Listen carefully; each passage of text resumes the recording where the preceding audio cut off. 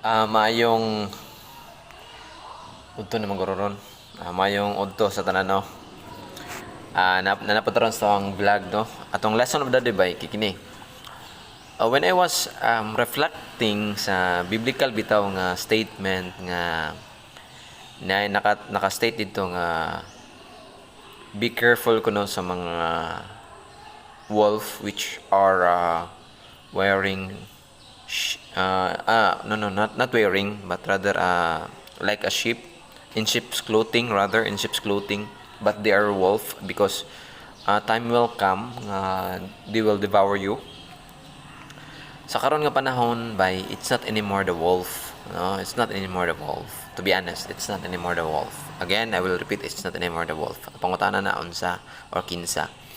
Karon by dili na wolf kundi ang sheep na, no, the sheep will devour you. Pangutana kinsa man nga mga sheep, kana nga mga sheep mo na ang kanang sometimes imong kuyog, no.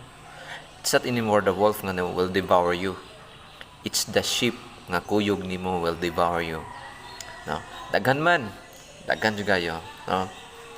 Although reality na siya within the system, no, within kung naa ka nga dapit nagatrabaho din ka organization, naagi na siya and naagi na di na nimo malikayan nga naay mo put down nimo naay kanagaring ning nakay achievements and then they will pull you down. That's another crab mentality, no.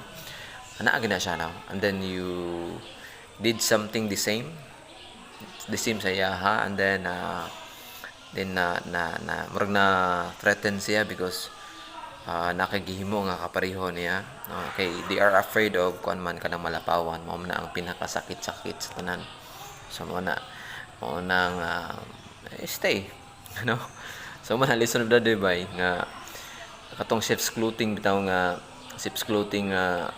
concept sa Bible, it's not anymore but naragya pun applicable na siya, but still nag-change na siya, murag nag-evolve ba socially.